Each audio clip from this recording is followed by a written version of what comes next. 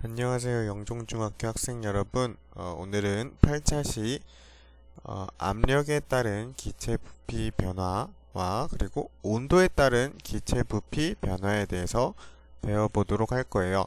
자, 압력에 따른 기체 부피 변화는 우리 지난 시간에 진공 감압 장치를 이용해서 초코파이 부풀리는 실험 있죠.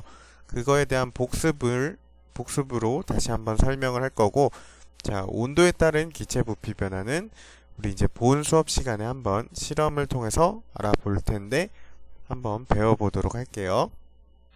자, 교과서는 압력에 따른 기체 부피 변화는 220페이지부터 222페이지를 참고하면 되고요. 자, 온도에 따른 기체 부피 변화는 226페이지부터 228페이지 교과서 내용을 살펴보면 됩니다. 자, 그럼 지금부터 시작하도록 할게요. 자, 먼저 압력에 따른 기체 부피 변화에 대한 내용은 우리 지난 시간에 실험한 것을 생각하면서 간단하게 설명하도록 할게요. 자, 우리 지난 시간에 진공 감압 장치를 이용하여 실험을 했어요. 이 통 안에, 기억나죠? 이 통 안에 풍선을 넣든, 그리고 여러분들이 좋아하는 초코파이를 넣어서 한번 공기를 빼내는 실험을 했었죠. 그쵸? 자, 이 실험을 할 때 이 공기들은 무엇을 가지고 있다고 했죠? 우리 대기들은 대기압, 즉 압력을 가지고 있다고 했어요. 그래서 이 기압, 이 진공감압 장치에서 이 공기들을 빼내게 되면 어떻게 된다고 했죠? 여러분들이 육안으로 관찰할 때 이 풍선이나 초코파이가 어떻게 된다? 그쵸? 부풀어 올랐어요. 부풀어 오른다. 부풀어 오른다. 자, 왜 부풀어 올랐을까요? 자, 그쵸? 왜 부풀어 올랐냐? 바로 지금 이 기체를 빼줌으로써 이 풍선에 가해지는 압력이 줄어들기 때문에 이 풍선 안에 있던 기체들이 부풀어 오를 수 있게 된 것이다. 이 누르는 힘이 사라지기 때문에 풍선의 부피가 커지게 되는 것이다. 자, 정리를 해보자면, 즉 외부에서 누르는 힘이 없어지니까 이 풍선 안에 있던 이 기체들이 가지고 있던 압력이 어떻게 될까요? 외부에서 누르던 힘이 없어지니까 얘네도 그만큼 많이 누를 필요가 없어지죠. 그래서 이 풍선 내부도 압력이 작아지게 된다. 그래서 압력이 작아지면 기체의 부피는 어떻게 될까? 기체의 부피는 커진다. 자, 알겠어요? 다시 한번 설명해 볼까요? 자, 외부에서 누르는 이 대기압, 이 힘이 사라지게 되면 이 풍선 안에 있던 이 기체가 가지고 있던 압력이 필요가 없게 되죠. 얘가 이만큼 상대적으로 눌러주는데 얘가 없어졌어. 그러면은 얘에 대항할 만큼 누를 필요가 없는 거야. 그래서 이 풍선 안에 있던 압력도 작아지게 되면서 이 풍선의 부피는 어떻게 된다? 여러분들 육안으로 관찰했던 것처럼 커지게 된다. 자, 지금 이러한 관계를 우린 뭐라고 하죠? 그렇죠. 이러한 관계를 반비례라고 한다. 반비례 관계라고 한다. 자, 이해 가나요? 압력이 작아지면 기체 부피가 커지게 된다. 누르는 힘이 작아지면 얘도 상대적으로 그러니까 밀 필요가 없기 때문에 압력이 작아지게 되고, 그래서 기체 부피가 커지게 된다.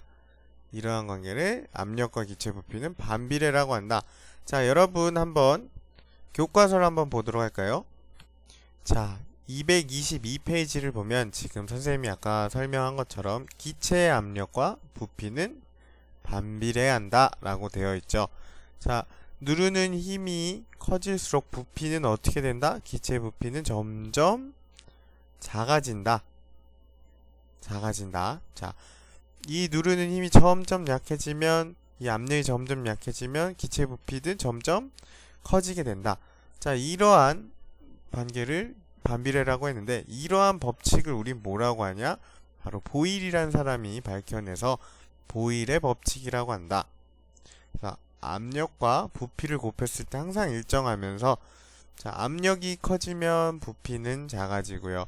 부피가 커지면 압력이 작아진다. 자, 이러한 반비례 관계를 나타낸다. 알겠죠?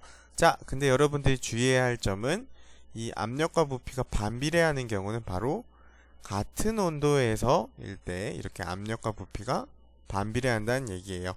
알아들었죠? 알겠죠? 자, 이번에는 진짜 본 수업 때, 여태까지는 복습이었고 본 수업 때 할 실험에 관련된 내용인 온도에 따른 기체 부피 변화가 어떻게 되는지에 대해서 한번 배워보도록 할게요. 자, 226페이지를 보면 지금 아래에 이와 같은 그림이 나와 있어요.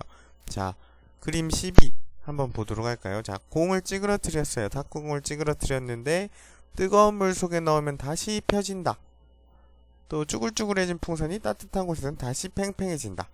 자, 이러한 이유가 왜 이렇게 공이 펴지게 되는지, 왜 부피가 이렇게 부풀어 오르는지 한번 온도와 관련지어 생각해 보도록 합시다. 자, 결론적으로 얘기해서 온도가 높아지면 기체의 부피 변화는 커진다. 온도가 증가할수록 들어있던 풍선, 원래 들어있던 풍선의 크기는, 부피는 커지게 된다 라는 얘기예요.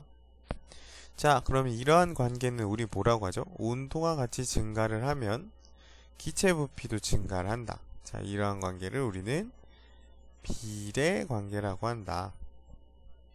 자, 그런데 온도가 증가하면 왜 기체 부피가 증가하나, 이거에 대해서 궁금해할 텐데 당연히 여러분들이 배운 내용이에요. 이거는 자, 우리 언제 배웠을까? 그쵸? 우리는 5단원에서 열팽창에 대해서 배웠어요. 열팽창. 자, 열팽창이 뭐예요? 열을 받은 물체의 분자들이 분자 사이의 거리가 멀어지면서 부피가 팽창한다는 내용이었죠. 자, 마찬가지로 이 풍선도 마찬가지로 처음에 이렇게 25도씨에 넣었을 때와 50도씨의 물에 넣었을 때 이 안에 있던 분자들이 에너지가 증가를 하면서 활발하게 막 움직이기 시작해요. 자, 그러면서 부피가 팽창하게 된다. 그리고 이렇게 이 분자들이 이렇게 활발하게 움직이면서 이 어떻게 할까? 이 풍선 벽을 때리게 될 거 아니야? 풍선 벽을 때리면서 부피가 커지게 되는 거예요. 자, 풍선 벽을 때리면 이 풍선에 대한 압력은 어떻게 될까? 이 기체들이 풍선에게 주는 압력이 증가하게 된다. 그래서 지금 어떻게 되고 있어요? 부피가 증가하고 있다. 그쵸? 온도가 증가하니까 압력이 증가해서 부피가 증가하게 된다. 알겠죠? 자, 75도씨 되니까 더 어떻게 됐을까? 더 이 안에 있던 기체 분자들이 열팽창을 하면서 더 풍선을 잘 때려. 그래서 부피가 커지게 된다. 그래서 온도가 높아질수록 지금 부피도 점점 커지게 된다. 그쵸? 점점 커지게 된다. 이런 관계를 비례라고 한다. 자, 아까 압력에 따른 기체 부피 변화는 반비례, 그래서 보일의 법칙이라고 했었죠. 자, 이것도 무슨 법칙의 이름이 있겠죠. 한번 책을 통해서 한번 확인해 보도록 합시다. 자, 교과서 228페이지. 미안. 자, 교과서 228페이지를 보면 지금 역시 법칙의 이름이 나와 있어요. 이러한 법칙. 자, 온도가 올라가면 부피도 증가하는 이러한 비례관계의 법칙은 무엇이라고 하냐? 바로 샤를의 법칙. 샤를이라는 사람이 발견을 했다고 해서 샤를의 법칙이라고 해요. 자, 지금 0도일 때랑 273도일 때 한번 비교해 보도록 할까? 어떤 게 더 뜨거워? 0도랑 273도? 그쵸? 당연히 273도가 더 뜨겁겠죠. 자, 보면은 0도일 때랑 273도일 때랑 똑같은 추를 넣었는데 273도의 부피가 더 크죠. 그쵸? 아까 왜 그렇다고 했지? 그쵸? 열팽창, 이 안에 있던 기체 분자들이 막 활발하게 움직이면서 부피가 커지게 된다. 이렇게 막 때리면서 밀어내기 시작하는 거야. 그래서 부피가 증가하게 됐다. 그래서 이러한 것을 바로 샤를의 법칙이라고 한다. 알겠죠?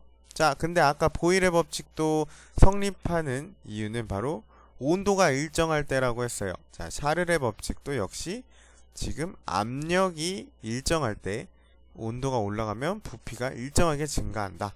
이 압력이 일정하다는 조건이 항상 있어야 된다는 것을 명심해야 합니다. 알겠죠? 자, 그런데 지금 숫자를 보니까 왜 273, 마이너스 273, 273 이런 숫자들이 나와 있는데, 자, 이게 왜 나왔냐? 왜 하필 273이냐? 이건 모르겠는데, 밝혀낸 바로는 0도일 때 부피가 1이라면, 자, 273도 온도가 되니까 정확하게 2배가 됐더라. 이거는 실험을 통해 알아낸 온도예요. 그래서 이거에 대해서는 정확히 알 수가 없지만 이 배가 되는, 그러니까 부피가 배가 되는 것은 바로 273도씩 차이가 있다.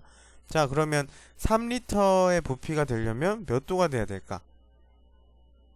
계산이 빠른 친구들, 자, 546도가 되면 부피가 3리터가 되겠죠. 그쵸? 그쵸? 자, 마지막으로 231쪽에 여러분들 이게 가장 중요한 내용이야. 바로 보일의 법칙 그리고 샤를의 법칙, 오늘 배운 내용에 대해서 꼭 한번 살펴볼 수 있도록 해야 돼요. 이게 6단원의 가장 핵심적인 내용이야. 보일의 법칙 아까 뭐라고 했죠?